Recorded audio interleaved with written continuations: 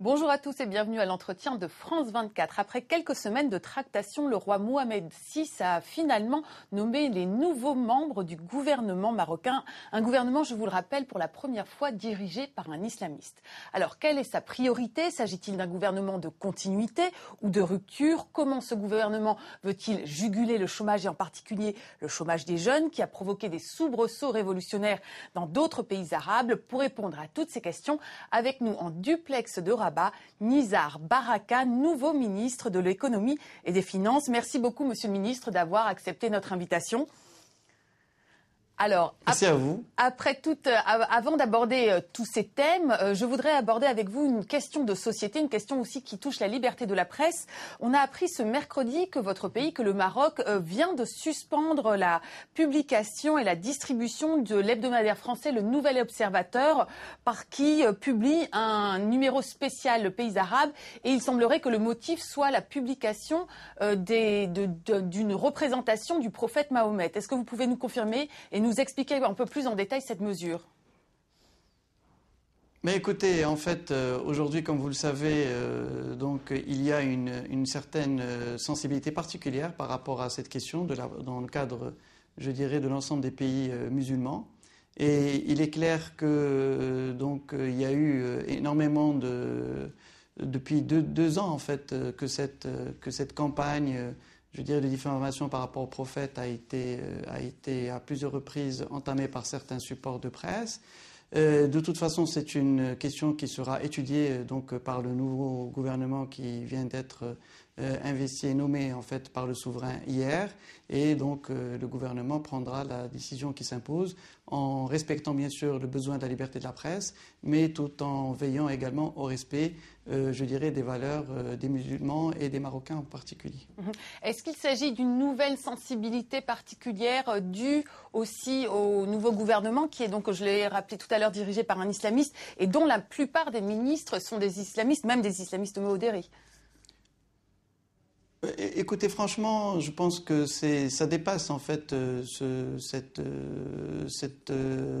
interprétation. Je crois que véritablement, ce n'est pas la première fois qu'il y a en fait des réactions particulières concernant la notion de, je dirais, donc de caricaturiser le prophète. C'est un choix qui a été fait. Nous avons déjà pris les positions dans l'ancien gouvernement contre en fait cette dérive et qui s'inscrit dans une logique de provocation donc des musulmans plus qu'autre chose. Et c'est la raison pour laquelle en fait je considère qu'il n'y a pas de sensibilité nouvelle par rapport à cette question due au nouveau gouvernement. Alors revenons aux questions économiques, puisque quand même vous êtes ministre des Finances et de l'économie.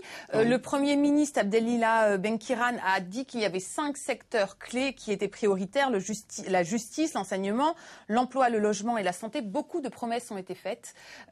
Comment comptez-vous financer les mesures qui doivent améliorer ces secteurs ? Écoutez, franchement, en fait, par rapport à la politique qui sera suivie, il y a lieu de dire que tout d'abord, nous partons donc d'un constat plutôt positif dans la mesure où il y a eu un certain nombre d'acquis qui ont été réalisés sur le plan social par le gouvernement précédent, tant en termes d'amélioration des revenus qu'en termes également de renforcement et d'élargissement de protection sociale. D'autre part, il y a donc un cadre macroéconomique qui est stable et qui a fait que le Maroc a bénéficié de l'investment grade, donc de Fitch Rating et également de Standard & Poor's. Et il y a également, donc, je dirais, une croissance importante. Il faut le rappeler que le Maroc a réalisé un taux de croissance moyen de 4,7% au cours des 4 dernières années, ce qui, je pense, constitue pour les pays européens et la France en particulier un véritable relais de croissance. D'ailleurs, je dirais l'usine Renault a démarré sa production donc à Tanger et devrait commencer à exporter à partir du mois de février prochain. Donc tout ça pour dire que la confiance est là. Il y a donc pour le volet du financement, il y aura bien sûr un certain nombre de mesures qui seront prises au niveau financier pour, maîtriser le déficit budgétaire et d'autre part, assurer un meilleur ciblage des politiques publiques. et enfin donc veiller à développer de nouvelles formes de financement en développant ce qu'on appelle le partenariat public-privé et puis et notamment dans les domaines sociaux que vous avez cités, que sont l'éducation et la santé. Oui, je rappelle effectivement que le chômage reste particulièrement élevé parmi les jeunes de 15 à 24 ans, avec des taux de 17,6% quand même au niveau national et pratiquement 31% dans les secteurs urbains. Concrètement, qu'est-ce que vous voulez faire pour ces jeunes, y compris les jeunes diplômés? Écoutez, vous avez raison que c'est l'une des problématiques majeures en fait qu'on aura affrontées. Il est clair qu'il y a eu donc une amélioration. Il faut rappeler qu'on était à 25%, donc c'est descendu il y a moins de 7 ans, on est quand même descendu à 17%, mais il y a encore beaucoup à faire. Et pour cela, en fait, 3 grands axes qui sont retenus. Le premier axe, c'est renforcer donc la croissance, notamment la croissance endogène, en développant l'investissement, en améliorant donc le climat des affaires et en améliorant l'attractivité donc du Maroc. Deuxième chose qui est un élément important, c'est l'adéquation entre la formation et l'emploi et le recyclage, je dirais, de ces jeunes pour leur assurer, je dirais, un emploi décent. Et à ce titre, donc, il y a un certain nombre de mécanismes auxquels nous pensons et qui devront véritablement assurer, je dirais, cette adéquation avec une prise en charge des charges sociales pendant une année pour le temps que ces personnes soient, je dirais, recyclées et qu'elles puissent mieux intégrer le marché de l'emploi. Troisième point qui est un élément essentiel, c'est que nous avons considéré qu'il faut absolument libérer les énergies et développer, je dirais, la très petite entreprise, l'auto-emploi et également l'économie sociale et solidaire, parce que c'est la petite entreprise et la très petite entreprise qui peuvent constituer de véritables viviers pour l'avenir. Et puis, il y a bien sûr dans tout ça, donc assurer une meilleure gouvernance, réduire au maximum en fait les risques et le pouvoir discrétionnaire de l'administration en assurant plus de transparence, en luttant contre la corruption et en permettant en fait véritablement d'accéder plus facilement donc à la création de valeur et par conséquent à la création d'emplois. Alors un dernier point, un dernier thème que je souhaitais aborder avec vous, Monsieur le Ministre, les relations avec l'Union européenne et en particulier l'accord sur la pêche qui a pris fin suite à la décision du Parlement européen et un Parlement européen qui a justifié sa décision en disant que les 36 millions d'euros versés chaque année par l'Union européenne au Maroc pour compenser donc cet accord de pêche ne bénéficiaient pas suffisamment à la population locale et notamment à la population sahraoui. Je rappelle que un différend oppose le Maroc à la partie sud du pays, à la partie sahraoui. Comment vous abordez cette question ? Écoutez, franchement, en fait, comme vous le savez, donc, le Maroc a d'excellentes relations avec l'Union européenne. Nous bénéficions donc d'un statut avancé. Le Maroc a conforté en fait ce statut par, je dirais, son ancrage démocratique et le respect des droits de l'homme sur l'ensemble de son territoire. Nous avons considéré en fait que la décision du Parlement européen était une décision qui nous a surpris.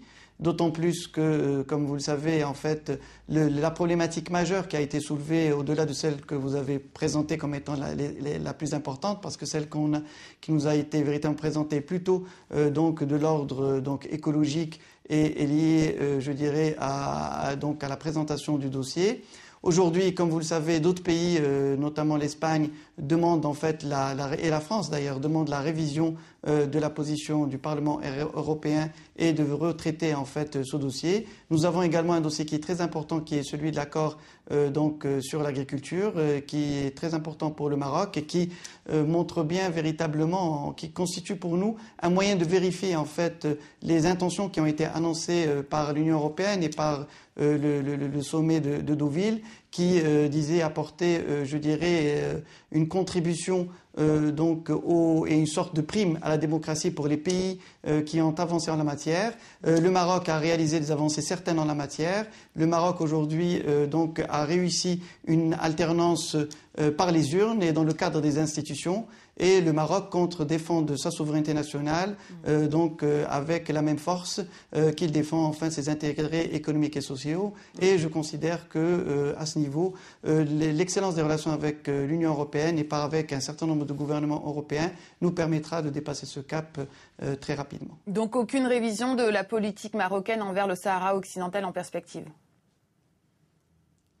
De toute façon, il est clair que, comme vous le savez, Madame, le Maroc dans le cadre de la nouvelle constitution, a lancé un processus très important de régionalisation avancée, beaucoup plus avancé que la France d'ailleurs, qui va permettre à toutes les régions du Maroc de bénéficier, je dirais, donc de beaucoup plus d'une grande marge d'autonomie dans le sens de la gestion des ressources et également donc dans le développement économique et social. Le Maroc a également fait une proposition très importante sur une autonomie qui est toujours en discussion, donc un statut d'autonomie pour avancer dans le cadre de la souveraineté nationale et qui est toujours en discussion, en négociation au sein des Nations Unies. Et le Maroc poursuivra sur cette voie de développement partagé, équilibré, en faveur de l'ensemble de sa population et notamment de sa population sahraoui.